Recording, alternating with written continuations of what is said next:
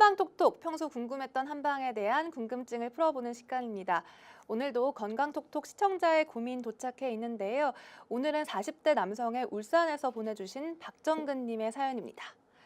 저는 만성적으로 목에 통증이 있습니다. 거칠거칠한 느낌이 들면서 따끔거리기도 하고 자주 붓는데 이게 벌써 3년도 더 됐습니다. 이비인후과에 가면 항상 인후염이라고 하면서 약을 지어주는데요. 먹을 때는 괜찮은 것 같아 약을 끊으면 금세 다시 아프곤 합니다. 주변에서는 큰 병원에 가 사진도 찍어보고 수술도 받아보라는데 힘들다가도 수술할 생각을 하면 그 정도는 아닌데 하고 자꾸 참게 됩니다. 이런 증상 어떻게 하면 좋을까요? 라고 오늘은 만성 인후염으로 시청자 사연 보내오셨는데요.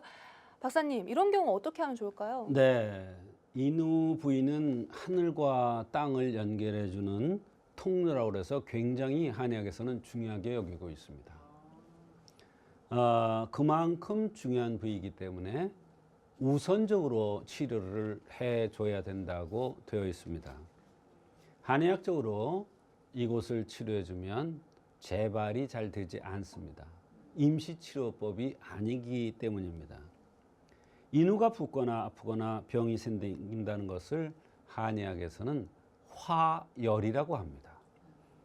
다만 화열이 생기는 원인에 따라서 체질에 따라서 다양하기 때문에 어디서 나타난 화열인지 감별해서 치료하는 것이 어려움입니다. 배가 냉해서 올 수도 있습니다. 또 음이 부족돼서 올 수도 있습니다. 담열이라는 것에 의해서 생기기도 합니다. 너무 배고프면 못 참는 위열이라는 것에 의해서 생기기도 합니다. 또 콩팥이 허해서 생기는 경우도 있습니다. 또 풍열이라는 병, 감기, 몸살 비슷하게 풍열이라는 것에 의해서 나타나기도 합니다. 이렇게 다양한 경우가 있기 때문에 체질과 증상을 정확하게 판단해서 화열을 조절해주면 인후통이 한의학적으로 잘 치료될 수가 있습니다.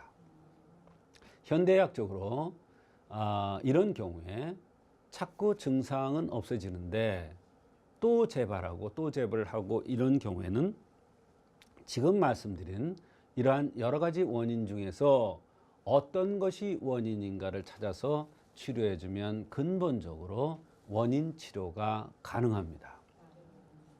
네, 여러 원인으로 생기는 화열이 인후통의 원인이라고 하셨는데요. 그렇다면 화열은 어떤 개념으로 이해를 하면 좋을지도 말씀해 주실까요? 쉽게 얘기하면 스트레스를 몹시 받는 겁니다.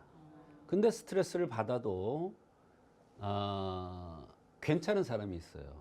그런데 코가 뾰족하거나 코가 길게 크게 생겼거나 얼굴이 붉은 사람은 화열에 손상되어서 인후통이 올 가능성이 많다. 어떻게 치료를 해야 좋을까요, 박사님? 진맥은 환자가 호소하는 증상을 잘 듣는 것도 중요하지만 의사가 직접 맥을 보고 특징을 파악하는 과정도 중요합니다.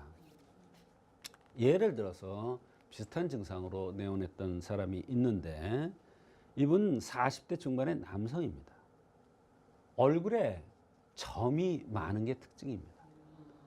지금 40대는 젊은 사람인데 한참 나이야 되는데 얼굴에 점이 많아요. 이것은 바로 풍에 의해서 손상됐다. 풍열에 의해서 여러 가지 병이 올 수 있다는 것을 이야기해 주는 겁니다. 이처럼 생긴 모습이나 특별한 흠을 찾아내야 하는 것입니다. 약을 먹어도 낫지 않는 인후통이 있다면서 열에 의해 생겼을 수도 있다고 생각하고 자세한 진맥을 받아보시는 것이 좋겠습니다. 방금 말씀드린 내원자의 경우에는 풍열을 치료하는 한약을 처방해 주어서 좋은 결과가 있었습니다. 네, 그렇다면 화열이 들었거나 인후통이 심하게 왔을 때 정말 피해야 하거나 했으면 좋겠다는 습관 어떤 것들이 있을까요? 네, 목구멍에 오는 병은 스트레스 화병에 의한 것이 많다. 즉 화열에 의한 것이 많다. 이렇게 말씀드렸어요. 그러니까 제일 중요한 것은 술입니다. 술은 열독이기 때문에 더욱 증상을 악화시킵니다. 또 조반숙죽입니다. 저녁 식사를 과하게 하면 열이 위로 뜹니다. 투복열이라고 해서. 그래서 목이 아픈 사람들이 항상 더 심해집니다. 스트레스를 받으면 화가 생기기 때문에 스트레스를 그때그때 잘 풀기 위해서 적당한 운동이라든지 생활 습관을 갖는 것이 좋을 듯합니다. 네, 한방 상식을 쌓아가는 한방톡톡. 오늘은 인후통에 관한 시청자의 사연 만나봤습니다. 오늘 말씀 고맙습니다.